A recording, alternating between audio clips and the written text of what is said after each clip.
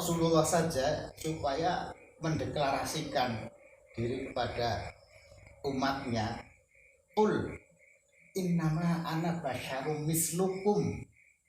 Kan perintah Allah kepada Nabi Muhammad itu, tegaskanlah wahai Muhammad, aku ini manusia seperti halnya kamu semua, seperti halnya kalian, hanya aku diberi wahyu.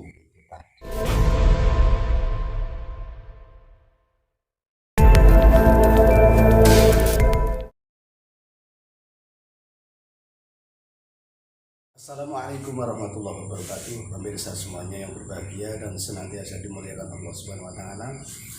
Kita berjumpa lagi dengan Mbah Khalid dari Pulau Pitu, bukan dari Banten ya, karena yang masuk sekarang dari Banten. Dan kita suara pakar laut. Iya. Nah, ini laut utara itu kalau di. Saya lagi penasaran. Ini Mbah, pimpinan yang biasa membuka kabar yang terkubur. Sekarang lagi rame-ramenya timnas.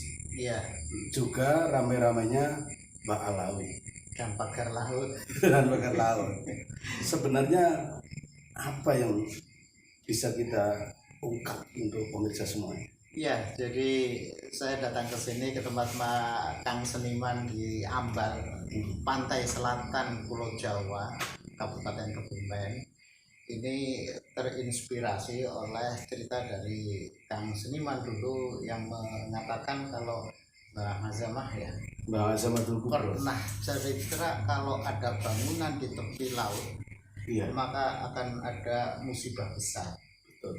Nah, ini yang saya terus kepikiran karena rame, kemudian ada laut di Kapling, walau itu di laut utara gitu, tapi yang di laut selatan di Petanahan Kabupaten Kebumen itu sudah ada bangunannya, malah bangunan di tembok di Kapling itu untuk budidaya udang. Tapi ada informasi yang orang Petanahan cerita sembunyi-sembunyi itu tanahnya, pasirnya dikeruk, diangkut, itu mengandung pasir besi, dalilnya untuk budidaya udang itu, yang dulu kan juga ditinjau oleh Presiden Jokowi dan oleh Menteri Pertahanan Prabowo, oleh Gubernur Jawa Tengah Ganjar Pranowo, ya kan, yang kemudian dilanjutkan ke Desa Lajer di Sawah Sipanggang, masih Kecamatan Ambal.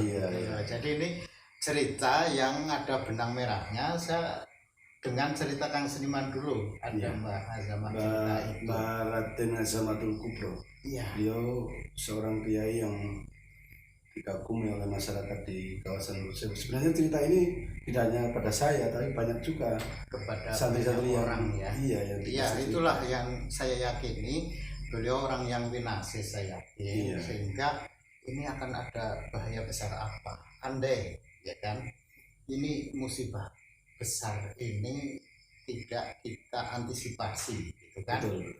Jadi saya masih ini saja Kang Seniman, masih percaya apa yang dikatakan oleh Rasulullah dalam hadis qudsi itu menceritakan tentang kekuatan alam. Allah waktu awal mencipta bumi goyang-goyang, lalu diciptakanlah gunung. Malaikat bertanya, ya Allah, adakah kekuatan yang lebih dahsyat dari gunung? Ada. Apa? Api. Besi kan? Adakah yang lebih kuat dari besi? Ada, yaitu api. Adakah yang lebih kuat dari api? Ada, air. Adakah yang lebih kuat dari air? Ada, angin. Adakah yang lebih kuat dari angin? Nah itu, yaitu sedekah jariah yang tangan kanan memberi, tangan kiri tidak tahu. Artinya apa itu? Luas sekali tafsirnya. Tetapi as-sadaqatu lidaf'il bala, ya adalah sedekah yang tangan kanan memberi, tangan kiri tidak tahu. Sehingga kalau toh ini sudah terjadi seperti itu, di pantai selatan ada bangunan, di pantai utara laut di Kapling, dan sebagian sudah didirikan bangunan, sertifikatnya sudah ada, hak guna bangunan gitu kan. Itu menggambarkan apa? itu Kang Seniman yang kemudian saya juga sebenarnya penasaran, ingin konfirmasi lah ke Kang Seniman, bisa nggak menangkap pesan-pesan yang seperti disampaikan Mbak Azamah tadi dengan kondisi yang sekarang ini yang rame-rame pagar laut di daerah Banten sana gitu kan, karena faktanya di pantai selatan juga sudah ada kayak begitu. Ini bencana besar apa yang akan terjadi? Adanya kaum Sabat, ya kan? Kaum Sabat itu sebagian kaum Yahudi, ya sekelompok kaum Yahudi yang dilarang oleh Allah menangkap ikan di hari Sabtu. Padahal hari Sabtu itu ikan pada naik ke permukaan gitu kan. Nah, tapi mereka tidak menangkap ikan pada hari Sabtu. Pada hari Sabtu itu bikin perangkap-perangkap, pada hari Minggu baru diangkat, baru dipanen. Intinya kaum Sabat itu kaum yang memanipulasi aturan, ya kan, demi kerakusannya dia sendiri, kerakusan mereka gitu kan. Kesimpulannya kan itu, karena itulah Allah kemudian mengutuk kaum Sabat itu menjadi kera. Kera itu kan binatang yang simbol rakus. Iya, rakus kan. Semuanya ada dikasih makanan, sudah pegang tangan kiri kanan, sudah mulutnya sudah penuh, temannya pegang makanan direbut gitu kan. Itu sikap kaum rakus. Jadi kaum rakus itu seperti kaum Sabat itu. Kaum Sabat itu yang dia didasari oleh cara berpikir memanipulasi aturan, memanipulasi ayat gitu kan. Ya kan, sama orang yang mengkapling-kapling laut itu kan juga karena memanipulasi aturan. Aturannya laut menurut undang-undang dasar tidak boleh dimiliki, tidak boleh dikapling. Tapi mengatakan ini bukan laut tapi bekas tambak, dulunya tambak karena abrasi, itu kan manipulasi saja, itu manipulasi. Artinya ini cara berpikir kaum Sabat itu sudah ada di sekitar kita, di negara kita. Maka yang harus kita ingatkan lagi tentu dengan cerita-cerita yang tadi kesini saya dapat cerita dari Kang Seniman, ada korban Muhyiddin, korban Ba'alawi yang hampir stres mungkin. Ya itu udah masuk kategori stres lah. Itu masih saudara bukan? Saudara lah. Masih saudara ya. Jadi dulu gimana ceritanya itu kan? Ya karena dia saking kepingin nyambung ya, bahwa dia yakin masih kuliah Rasulullah Shallallahu Alaihi Wasallam, maka kemudian mencari, yang kemudian dalam pencariannya itu dilalah ketemu nih Pak Alawi.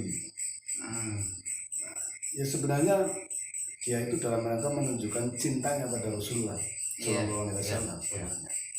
Tapi ya dilalah itu tidak ketemu jalan yang terang, atau memang ujian beliau untuk menemukan sesuatu yang benar itu memang harus melalui liga-liga yang seperti itu. Nyambung ini kaitannya dengan timnas. Pengen terbingung kan, tiba-tiba kok ada hubungannya dengan timnas itu.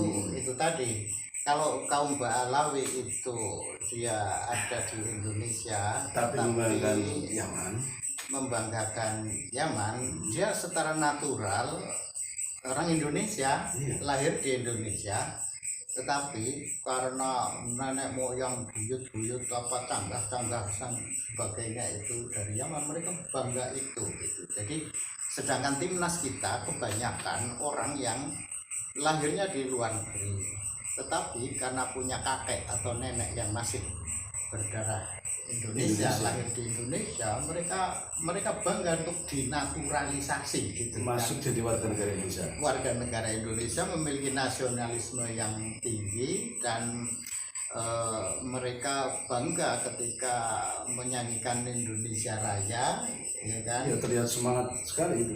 Iya, apalagi kalau nyanyi apa Tanah Airku, itu yang luar biasa. Mereka sampai meneteskan air mata karena cintanya kepada Indonesia, tanah leluhur mereka, tanah tumpah darah leluhur mereka gitu kan. Nah, mereka bangga dinaturalisasi, sedangkan Ba'alawi kok malah dia innaturalisasi. Dia malah membanggakan yang dari Yaman. Ini kan bertolak belakang dengan timnas Indonesia ya. Sama kalau Belanda dulu penjajah, tetapi ternyata sekarang kondisinya sudah berbeda dengan yang hanya menjadi anteknya penjajah dulu. Dari Ba'alawi yang dulu sejarahnya telah terlihat dengan jelas, itu antek Belanda. Kalau kemudian kita sambungkan dengan kaum Sabat, itu karena cara berpikir sama-sama. Kaum Sabat itu memanipulasi aturan, memanipulasi ayat, memanipulasi hukum-hukum yang secara normal itu mestinya berjalan. Tapi kaum Sabat itu memanipulasi itu hanya untuk memenuhi kerakusannya menangkap ikan, karena banyak itu. Allah hanya menggambarkan ada sekelompok kaum yang memiliki sifat-sifat rakus seperti kera gitu kan. Karena itu tadi, kerakusannya itu seseorang melanggar aturan.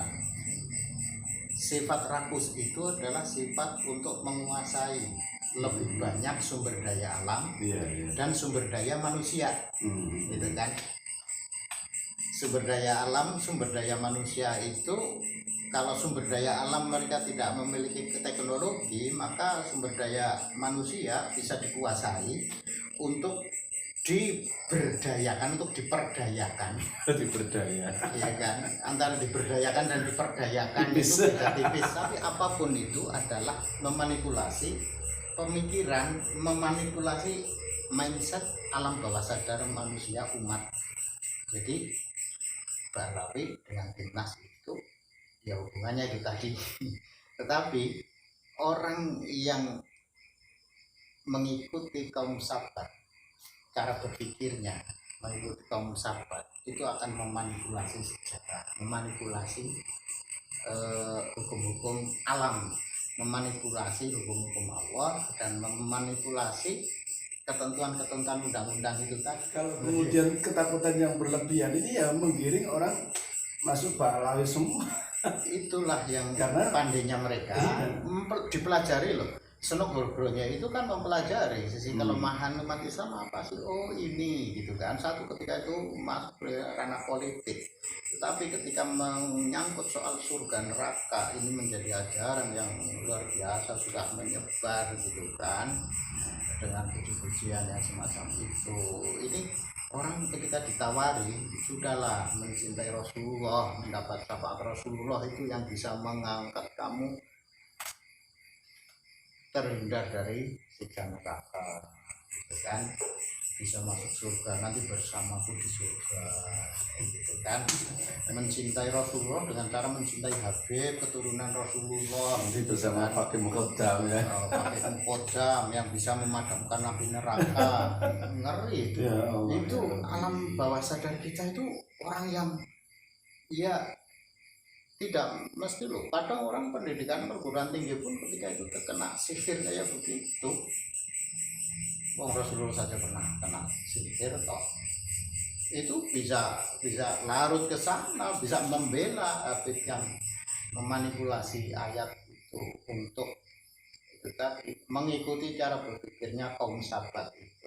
Yang Allah sudah mengingatkan di Al-Qur'an, Al-Baqarah 65 dan Al-A'raf 163 sampai 166.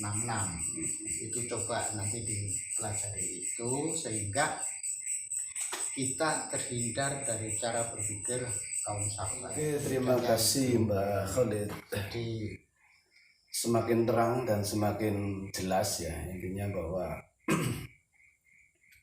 tadi saya sampaikan di awal ada timnas, iya, ada Ba'alawi, bangga Ada dengan juga. naturalisasi. Iya, Pak kemudian Lapid tapi tidak bangga dengan naturalisasi Nusantara. iya, dan ada kaum Bedanya. Sabah. Kaum Sabat yang mengkapling-kapling laut. Begitu pemirsa yang bisa saya sampaikan. Kalau ada benarnya saya yakin itu hidayah dari Allah Subhanahu wa taala.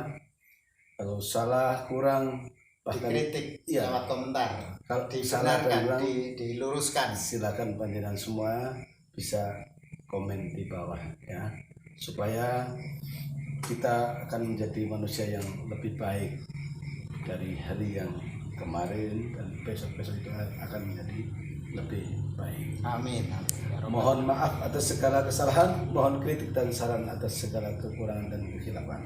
Akhirnya, wassalamualaikum warahmatullahi wabarakatuh.